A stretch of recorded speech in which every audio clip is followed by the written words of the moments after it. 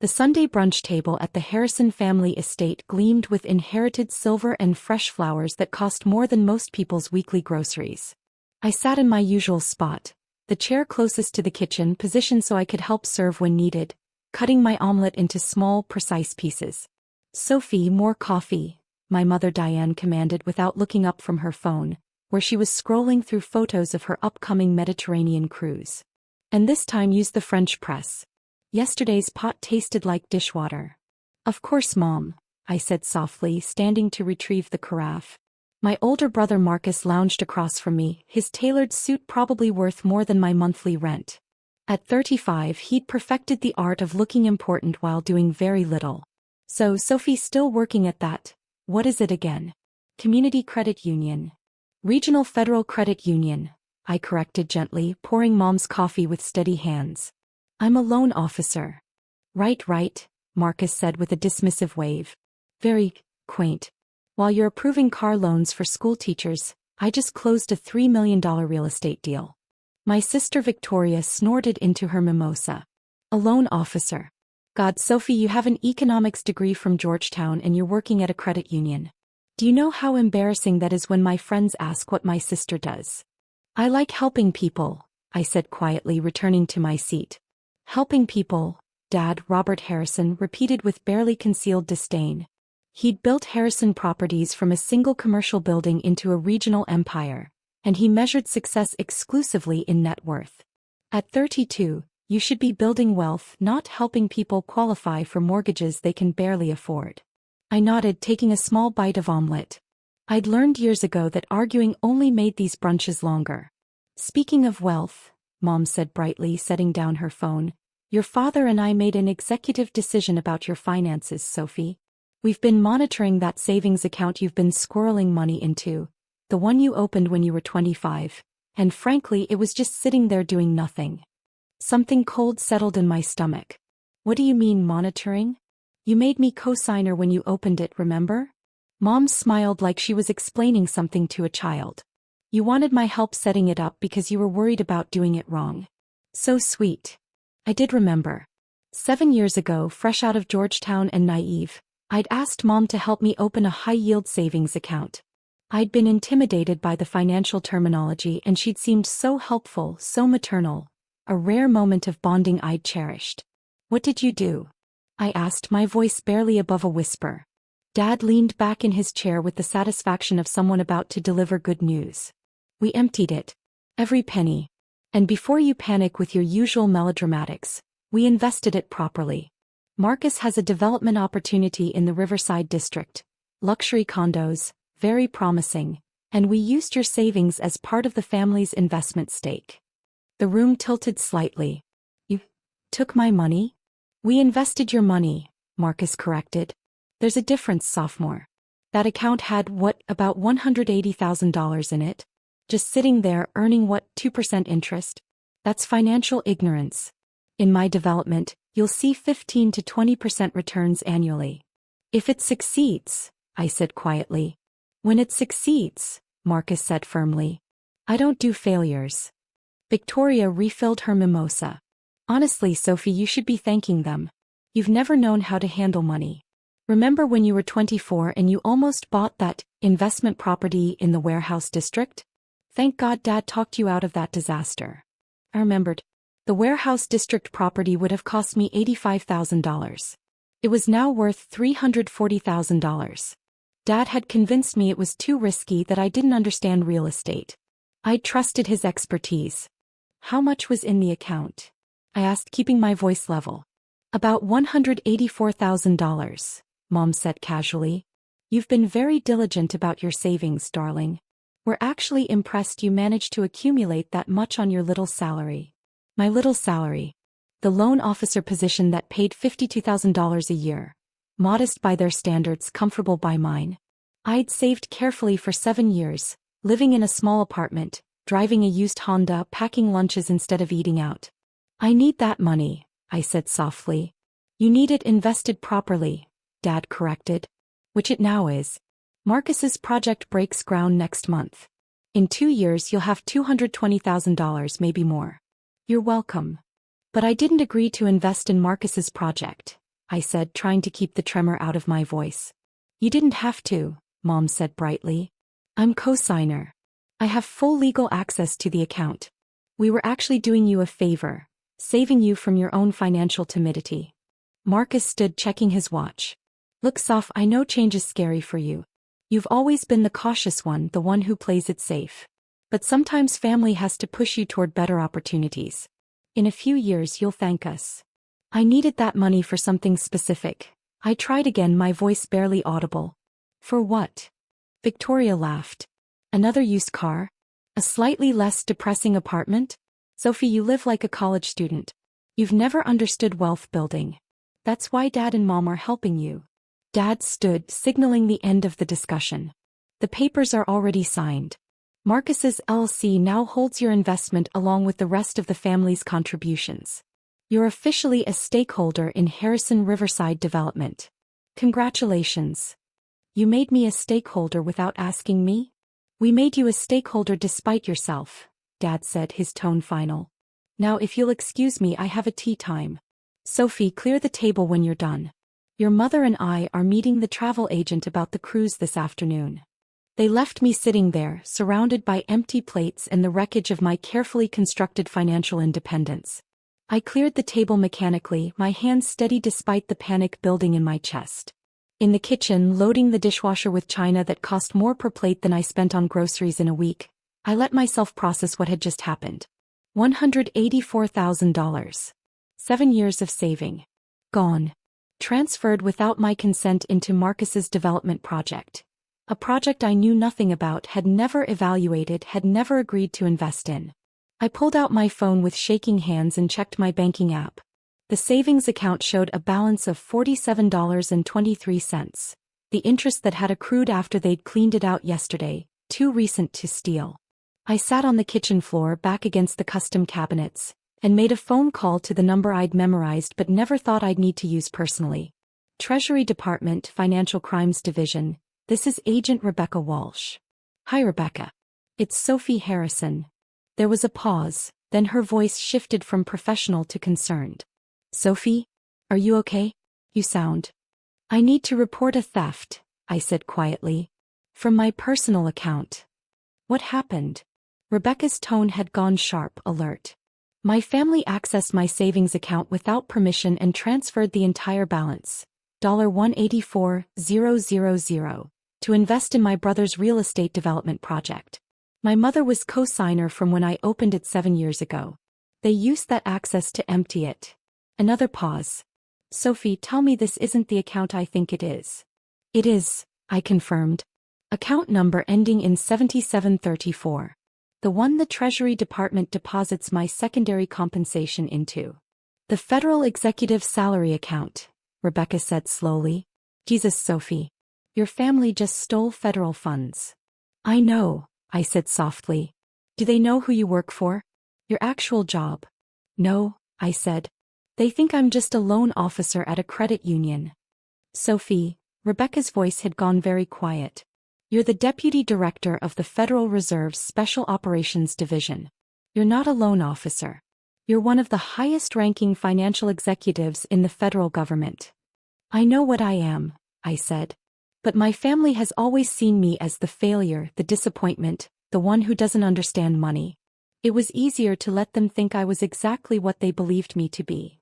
Why? I thought about that. Because I wanted to see if they'd ever respect me for who I actually am, not what I achieve. And because I needed to know if they'd ever stop trying to control and diminish me. I took a breath. I have my answer now. What do you want to do? Rebecca asked. I want to file a formal complaint with Treasury's Financial Crimes Division, I said. They stole federal executive funds. That's a felony. Multiple felonies, actually. Are you sure? Rebecca's tone was gentle. This is your family, Sophie. Once we start this investigation, it can't be stopped. Federal jurisdiction doesn't care about family dynamics. I thought about 7 years of Sunday brunches. 7 years of casual dismissals, condescending comments, being treated like I was too stupid to understand my own finances. 7 years of watching them spend money ostentatiously while mocking my modest lifestyle. A lifestyle I maintained because my actual salary and benefits were confidential federal compensation that I couldn't openly discuss. I'm sure, I said. They need to learn that actions have consequences. Okay, Rebecca said. I'm going to need you to come to the office tomorrow morning. Bring all documentation, account statements, any communications with your family about the account, everything. We'll open a formal investigation. Thank you, Rebecca. Sophie. Her voice softened. For what it's worth, I'm sorry. Family should be better than this. Yes, I said quietly. They should be. I finished cleaning the kitchen, then drove back to my depressing apartment.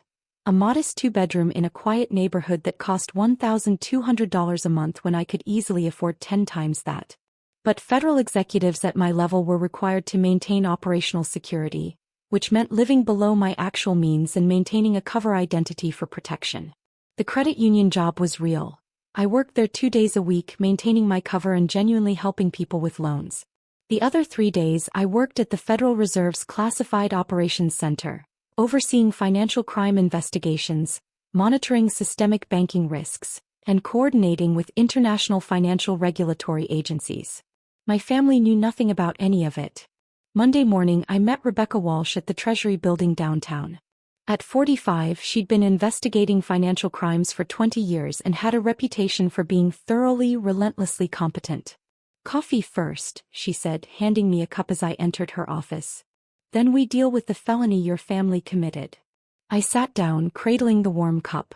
Tell me honestly, how bad is this? Very bad, Rebecca said bluntly. Your mother accessed an account without the primary account holder's permission and transferred federal executive funds to a private investment vehicle. That's theft of federal property, wire fraud, and potentially money laundering if we can prove they knew the source of the funds. They didn't know, I said. They genuinely think it was just my savings from a credit union salary. Their ignorance might reduce their culpability slightly, but it doesn't eliminate it, Rebecca said. Federal law is clear. Unauthorized access to federal executive accounts is a serious crime, regardless of intent or relationship. She pulled up a file on her computer. I pulled your records this morning. Your primary salary as deputy director is $185,000 annually. You also receive classified compensation for your oversight role in international banking security operations. That's the money that was going into the savings account, correct? Correct, I confirmed. The classified compensation is deposited monthly into that account. It's structured as a secondary income source to maintain my cover identity. About $2,100 per month after taxes. Which over 7 years would accumulate to. Rebecca calculated quickly. Approximately $176,000, plus interest. The $184,000 in the account matches that timeline perfectly. She turned her screen toward me. Sophie, this account is flagged in federal systems as a protected executive asset. The moment your mother made that transfer, it triggered automatic alerts in 3 different agencies: Treasury, Federal Reserve Security, and FinCEN. I didn't know it would trigger alerts, I admitted. That's because you never needed to know, Rebecca said. Executive protection protocols are automatic. When someone accesses and drains a federal executive account, the system assumes it's either a security breach or a financial crime. Either way, it gets flagged immediately. He pulled up more files. As of this morning, we have a joint task force investigation opened. Treasury Fraud Division, FBI Financial Crimes Unit, and Federal Reserve Security. Your brother's development company is already under scrutiny. That was fast, I said quietly.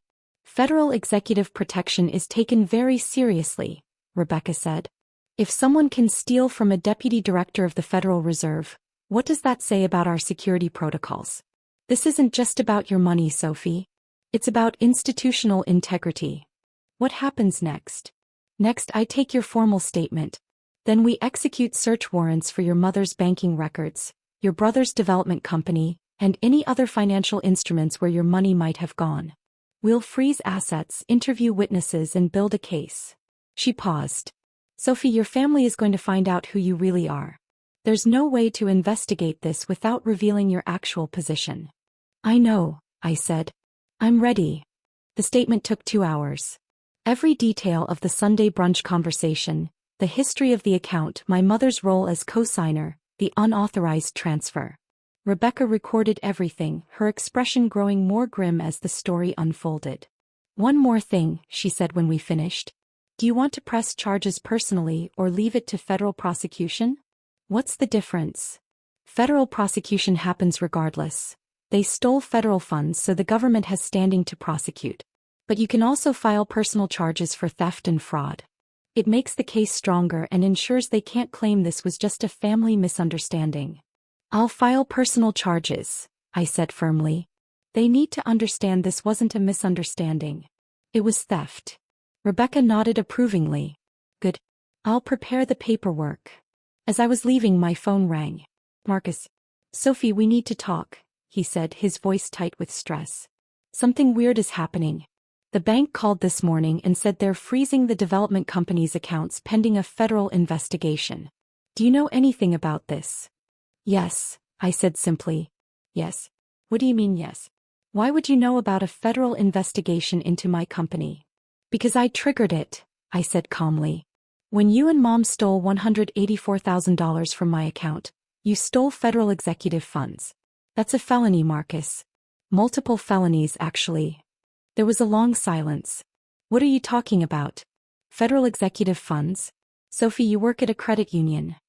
I work at a credit union 2 days a week, I corrected. As cover. My actual job is Deputy Director of the Federal Reserve's Special Operations Division. That savings account you raided was where my classified compensation was deposited. You didn't steal my personal savings, Marcus. You stole federal property.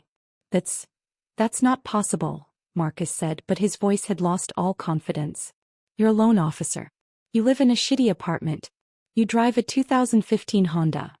I maintain a cover identity for security reasons, I explained patiently. Federal executives at my level are required to live below their means and maintain operational security. The shitty apartment and used car are part of my security protocol. You're lying, Marcus said, but he sounded desperate now. This is some kind of trick. Call the Federal Reserve's main number, I said.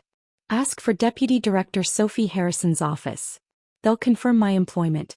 Or wait a few hours. Treasury agents will be at Mom and Dad's house this afternoon with a search warrant. A search warrant? His voice had gone up an octave. Sophie, this is insane. We're family. We were trying to help you invest better. You were trying to control me, I corrected. You've spent my entire adult life treating me like I'm incompetent with money, dismissing my career, mocking my lifestyle. You never once considered that maybe I knew exactly what I was doing. But I need to go, Marcus. Treasury agents are waiting for me. I suggest you call a lawyer. A good one. Federal theft charges carry serious penalties. I ended the call. Rebecca was waiting by her car. That sounded satisfying. It was, I admitted. Is it wrong that I enjoyed that? Not even a little bit, Rebecca grinned. Come on. We've got search warrants to execute. The Harrison family estate looked exactly as it always did. Immaculate, expensive, intimidating. 3 black SUVs with federal plates were parked in the circular driveway. Agents in windbreakers with Treasury printed on the back were gathering near the front door. Mom answered the door in her tennis whites, her expression shifting from confusion to irritation. Sophie? What's going on? Who are all these people? Mrs. Harrison, Rebecca stepped forward, holding up her credentials. I'm Special Agent Rebecca Walsh, Treasury Department Financial Crimes Division. We have a warrant to search your home and seize any documents related to account number ending in 7734 and Harrison Riverside Development, LLC. Mom's face went pale. I don't understand. Sophie, what is this? This is the consequence of stealing federal funds, Mom, I said quietly. Dad appeared behind her, his golf clothes suggesting he'd just returned from the course. What the hell is going on here? Another agent stepped forward. Mr. Robert Harrison? I'm Special Agent Chen, FBI. We have some questions about unauthorized access to federal banking accounts and potential wire fraud. Wire fraud? Dad's face turned red. This is ridiculous. Sophie, what did you do? I reported a crime, I said. You and Mom stole $184,000 from my account without permission. That account held federal executive compensation. You committed multiple federal felonies. Federal executive compensation? Mom's voice was weak. Sophie, you work at a credit union. No, Mom. I work at the Federal Reserve. I'm the Deputy Director of Special Operations. The credit union job is cover. The account you raided was where my classified compensation was deposited. You stole federal property. Dad's lawyer arrived 20 minutes later. Expensive suit, expensive briefcase, expensive panic. He took one look at the search warrant and the assembled federal agents and his expression went grim. Don't say anything, he told Mom and Dad. Not a word until I've reviewed everything. But the damage was done. Agents were already carting out boxes of financial records, computers, files. Marcus arrived in the middle of it, his face ashen. This can't be happening, he kept saying. This can't be happening. Victoria showed up an hour later, summoned by frantic phone calls from Mom. She took one look at the federal agents processing the house and turned to me. You did this, she said, her voice shaking. You called the feds on your own family. I reported a crime, I said calmly. Mom and Dad committed theft and wire fraud. Marcus is being investigated for receiving stolen federal funds. Those are facts, not family drama. Over money? Victoria's voice rose. You're destroying the family over money? Over respect, I corrected. Over being dismissed and controlled and treated like I'm too stupid to manage my own life. Over 32 years of being the disappointment because I didn't measure success in real estate deals and designer clothes. You're insane, Victoria said. You've lost your mind. No, I said quietly. I finally found my voice. Agent Walsh approached with a tablet. Sophie, we need you to verify some information. Is this the transfer record showing $184,000 moving from your account to Harrison Riverside Development LLC on Sunday afternoon? I reviewed the document. Yes, that's correct. And you did not authorize this transfer? I did not. And you were not informed of the transfer until after it occurred? Correct. I was informed at Sunday brunch, approximately 16 hours after the transfer was executed. Walsh nodded. That's clear-cut unauthorized access and wire fraud. Thank you. Dad's lawyer was having an intense conversation with him and Mom on the front steps. I could see Dad's face getting redder, his gestures more agitated. The lawyer kept shaking his head. Finally, the lawyer approached Agent Walsh. My clients would like to return the funds immediately. This was a misunderstanding. This was a federal crime, Walsh interrupted. The funds will be returned as part of the investigation, but that doesn't eliminate criminal liability. Your clients accessed a protected federal account without authorization and transferred federal property. The FBI is also investigating potential violations of the Computer Fraud and Abuse Act, since the transfer was executed electronically without proper authorization. Computer fraud? The lawyer looked sick. Look, these are respected members of the community. Robert Harrison built Harrison Properties from nothing. They didn't know they were accessing federal funds. Their knowledge of the source is irrelevant to the unauthorized access charge, Walsh said firmly. They accessed an account they didn't have permission to access and stole money that didn't belong to them. That's theft regardless of whose money it was. Marcus's lawyer had arrived. Younger, hungrier, less experienced. My client was merely the recipient of an investment from family members. He had no knowledge of any impropriety. Your client accepted and deposited $184,000 of stolen federal funds, Agent Chin said. That makes him complicit in money laundering at minimum. We're also investigating whether he knew or should have known the funds were obtained illegally. He didn't know. Marcus protested. How could I know? Sophie works at a credit union. Sophie maintains a cover identity for security reasons, Chin corrected. But you didn't verify the source of the funds before accepting them. That's a due diligence failure that could constitute reckless disregard for the law. Victoria was crying now, big dramatic sobs. You're destroying us. Over what? Hurt feelings. Because we don't take you seriously. Because you committed crimes, I said simply. You stole. That's not hurt feelings, Victoria. That's felony theft. Agent Walsh's phone rang. She stepped away, had a brief conversation, then returned with a satisfied expression. That was the U.S. Attorney's office. They're filing formal charges. Diane Harrison and Robert Harrison will be charged with unauthorized access to federal accounts, wire fraud and theft of federal property. Marcus Harrison will be charged with receipt of stolen property and potential money laundering. Arraignments are scheduled for Thursday morning. Mom collapsed into a deck chair. I don't understand. We were helping her invest. How is that a crime? You took money without permission, Walsh explained with surprising patience. The fact that you intended to invest it doesn't matter. You accessed an account you didn't have authorization to access and took money that wasn't yours to take. That's theft, Mrs. Harrison. The federal designation just makes it worse. Dad found his voice. Sophie, please. We can fix this. We'll return every penny plus interest. You can drop the charges. I can't drop the federal charges, I said. Those belong to the government. You didn't just steal from me, you stole federal executive funds. The Treasury Department has to prosecute that to protect institutional integrity. But the personal charges, Dad pressed. Your personal complaint. You could withdraw that. I could, I agreed. But I won't. Sophie, please, Mom begged. We're your family. Family doesn't steal from each other, I said quietly. Family doesn't dismiss and demean and control each other. Family respects boundaries and choices and autonomy. You've done none of those things for 32 years. We were trying to help you, Mom insisted. You were trying to control me, I corrected. There's a difference. The search concluded around 6 p.m.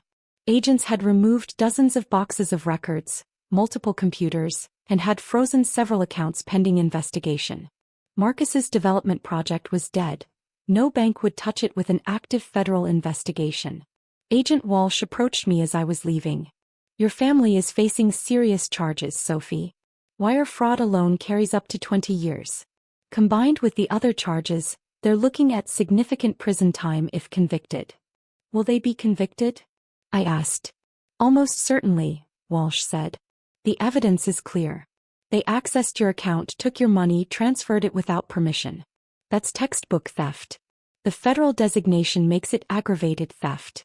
And they did it electronically across state lines, which triggers the wire fraud statute. It's an easy prosecution. What about a plea deal? Possible, Walsh acknowledged. First-time offenders, no violence, willingness to make restitution. The U.S. attorney might offer reduced charges in exchange for guilty pleas and full repayment. But they'll still have federal felony convictions on their records. Good, I said quietly. No second thoughts? Walsh asked. This is going to change your relationship with them permanently. Our relationship was already broken, I said. They just didn't realize it because I was too polite to tell them. Walsh smiled. For what it's worth, I think you're doing the right thing. Financial abuse is still abuse even when it comes from family. Especially when it comes from family. Thursday morning I attended the arraignment. Mom, Dad, and Marcus stood before a federal magistrate, their expensive lawyers beside them, their faces showing a mixture of fear and disbelief. The charges were read: unauthorized access to protected federal accounts, wire fraud, theft of federal property, receipt of stolen property. The magistrate set bail. $250,000 for Dad, $150,000 for Mom, $200,000 for Marcus. Dad paid everyone's bail with a check that cleared the development fund accounts before they were frozen.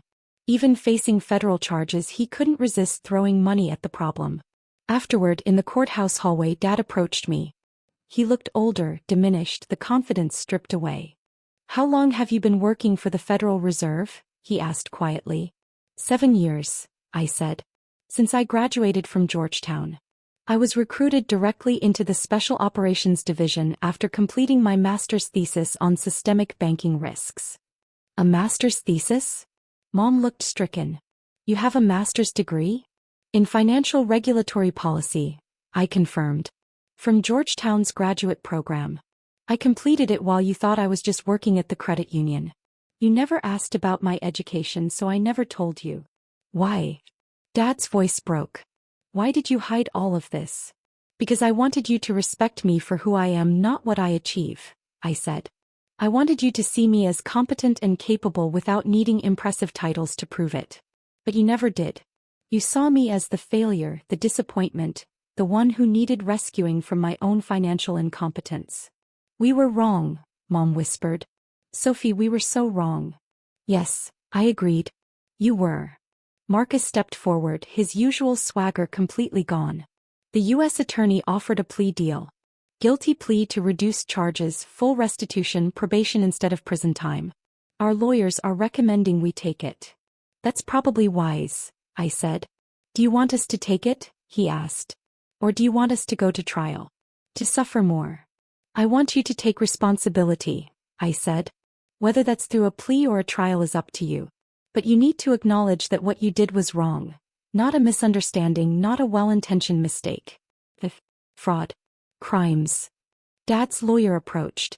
Ms. Harrison, if your family accepts the plea agreement and makes full restitution, would you consider asking the U.S. attorney to be lenient in sentencing recommendations?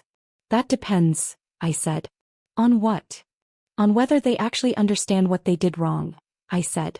If they think this is just about money, then no. But if they understand they violated my autonomy, my trust, my boundaries, if they understand they treated me like property to manage instead of a person to respect, then maybe. I looked at my family, 3 people who'd spent decades making me feel small, inadequate, less than. I'm not interested in revenge, I said quietly. I'm interested in change. Real change. If you can demonstrate that you understand why what you did was wrong beyond just, it was illegal, then I'll advocate for leniency. But I need to see genuine understanding, not just fear of consequences. Mom was crying quietly now. I'm so sorry, Sophie. Thought I was helping. I thought you didn't know how to manage money and I wanted to protect you. From what? I asked. From my own competence. From making my own choices. Mom, I'm a deputy director of the Federal Reserve. I oversee billion-dollar financial crime investigations. I coordinate international banking regulations. I've testified before Congress about systemic financial risks. And you thought I needed you to rescue me from my own timid financial decisions. The full weight of it seemed to finally hit her. Oh my God. I've been living below my means intentionally, I continued. The modest apartment, the used car, the careful spending, those weren't signs of financial incompetence. They were security protocols required by my position. I couldn't live ostentatiously because that would compromise my cover identity and potentially endanger me. Endanger you? Dad looked stricken. Your job is dangerous? I work in financial crimes, I said. I investigate organized crime, money laundering, terrorist financing. Yes, it can be dangerous. That's why I maintain a low profile. That's why my salary is structured as classified compensation. That's why I've never talked about it. And we never asked, Victoria said quietly. She'd been silent throughout the arraignment, but now she spoke. We never asked about your life because we'd already decided what your life was. We wrote the story and cast you as the failure, and we never bothered to check if the story was true. No, I agreed. You didn't. The lawyer cleared his throat. Ms. Harrison, if your family accepts the plea deal, makes full restitution and participates in family counseling to address the underlying issues, would that demonstrate the kind of understanding you're looking for? Family counseling? Marcus looked skeptical. You need it, I said bluntly. All of you. You need to understand that respect isn't conditional on achievement, that love doesn't come with conditions, and that controlling other people's choices, even with good intentions, is wrong. We'll do it, Mom said quickly. Whatever it takes. Sophie, will do whatever it takes. I looked at Agent Walsh, who'd been observing from a respectful distance. She nodded slightly, confirmation that the offer was genuine. Hey, I said. Accept the plea. Make full restitution. Complete the counseling. And if I see real change, real understanding, then I'll ask the U.S. attorney to consider that in sentencing. Thank you, Dad said, his voice rough with emotion. Sophie, thank you. Don't thank me yet, I said. Thank me when you've actually done the work. The plea agreement was finalized 2 weeks later. Mom, Dad, and Marcus all pleaded guilty to reduced charges. Misdemeanor unauthorized access for Mom and Dad, receiving stolen property for Marcus. The felony charges were dropped in exchange for guilty pleas, full restitution of $184,000 plus interest, 2 years of probation, 200 hours of community service each, and mandatory participation in family counseling. The $184,000 was returned to my account within 3 days. Marcus's development project collapsed. Investors pulled out the moment federal charges were filed. He lost his entire investment, his reputation, and his confidence. The first family counseling session was painful. Dr. Sarah Chin, the therapist assigned to our case, didn't let anyone hide behind excuses.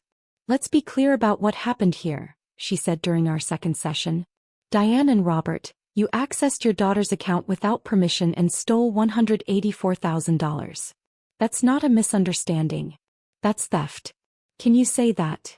Mom struggled. "We thought we were helping." "Say the words," Dr. Chin insisted. "I stole from my daughter." It took Mom 10 minutes to say it, tears streaming down her face. "I stole from my daughter." "Why?" Dr. Chin pressed. "Because I didn't think she could manage money on her own." "Why didn't you think that?" Because she didn't live the way I thought successful people should live. She lived modestly. She didn't show off. She didn't talk about her achievements. I thought that meant she wasn't achieving anything. But it actually meant she was achieving things you couldn't even comprehend," Dr. Chin said. "She's a federal executive managing billion-dollar investigations, and you thought she needed you to teach her about money. Why?" Mom broke down completely. "Because I needed to feel important. I needed to feel like she needed me. If she was competent and independent, then what was my role?" It was the most honest thing Mom had said to me in years. Dad's breakthrough came 3 sessions later. "I measured Sophie by my standards," he admitted. "Real estate development, visible wealth, public success. She didn't have any of those things, so I assumed she was failing. It never occurred to me that she was succeeding on a completely different level, one I didn't even understand existed." Marcus took the longest. 6 sessions in, he finally admitted, "I treated Sophie like she was stupid because it made me feel smart. I built my entire identity on being the successful one, the achiever, the one Dad was proud of. If Sophie was actually more successful than me, which she clearly is, then what did that make me?" "It made you human," Dr. Chin said gently. "It made you someone who built their self-worth on comparison and external validation instead of genuine accomplishment. That's not uncommon, Marcus. But it's something you need to work on."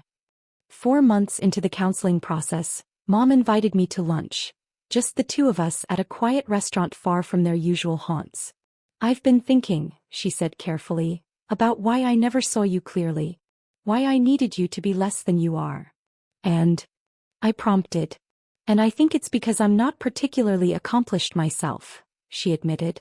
"I married your father and became Mrs. Harrison. That was my achievement. When you didn't follow the script, wealthy husband, social status, visible success, I didn't know how to categorize you. So I decided you were failing instead of recognizing that you were succeeding in ways I never had." "That must have been hard to realize," I said quietly. "It was devastating," she admitted. "But necessary. Sophie, I'm proud of you. Not just for your job or your success, but for your integrity. For maintaining your values even when we mocked them. For living authentically even when it made you look less impressive to us." "Thank you," I said. "That means more than you know." "Will you ever forgive us?" she asked. "I don't know," I said honestly. "But I'm willing to see if we can build something new. Not the old relationship where I was the disappointing daughter you tried to fix. Something new where we're equals." "I'd like that," Mom said softly. 6 months after the arraignment, I received a call from Agent Walsh. "Thought you'd want to know. The U.S. Attorney is closing your case. Your family completed all requirements of the plea agreement.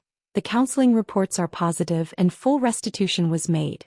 They're recommending that the convictions be eligible for expungement in 3 years if your family maintains clean records." "That's good news," I said. "It is," Walsh agreed. "Sophie, I've worked financial crimes for 2 decades. Most family theft cases end in permanent estrangement. The fact that your family is actually doing the work to change, that's rare. You should be proud." "I'm cautiously optimistic," I said. "That's wise," Walsh laughed. "But for what it's worth, I think they're going to make it. They're actually learning." That Sunday I went to family brunch for the first time in 6 months. The atmosphere was different. Quieter, more careful, but also more genuine. "Sophie," Dad said as I sat down, Before we eat, I want to say something. Everyone turned to look at him. I'm proud of you, he said. Not for your title or your salary or your success. Although those things are impressive. I'm proud of you for having the courage to hold us accountable. For demanding respect instead of accepting dismissal. For being stronger than we ever gave you credit for. Thank you, Dad, I said softly. Tell us about your work, Victoria said. If you can. We realized we've never actually asked what you do. I smiled. I can tell you some of it. I spent the next hour talking about financial crime investigations, systemic banking risks, international regulatory coordination. They listened, actually listened, asking intelligent questions showing genuine interest. That sounds terrifying, Marcus said. And incredibly important. It is, I agreed. It's also deeply satisfying. I'm protecting people's financial security on a massive scale. That matters to me. More than impressing us ever did, Mom said quietly. Yes, I agreed. Much more. As I drove home that evening, I reflected on the past 6 months. The investigation, the arraignment, the plea deal, the counseling, the slow rebuilding of broken relationships. My phone buzzed with a text from Agent Walsh. Heard brunch went well. Proud of you, Sophie. You handled this exactly right. I smiled, typing back. Thank you for everything. I couldn't have done it without your support. Another text, this one from Dad. Thank you for giving us a chance to be better. We don't deserve it, but we're grateful for it. I pulled into my parking space at my depressing apartment. The one that was actually part of my security protocol. The one that represented my commitment to living authentically rather than ostentatiously. Inside, I changed out of my brunch clothes into comfortable jeans and a sweatshirt. I made tea, regular grocery store tea, not the expensive imported stuff my family drank, and settled onto my second-hand couch with a book about international banking regulations. My phone buzzed one more time. A text from Mom. I love you. Not for what you've achieved. Just for who you are. I read it twice, then set the phone down. It had taken a federal investigation, criminal charges, and 6 months of intensive counseling. But maybe, my family was finally starting to see me. Not as the failure they needed to fix. Not as the disappointment who didn't understand money. But as Sophie Harrison, Deputy Director of the Federal Reserve, competent financial executive, and person worthy of respect. It was about time.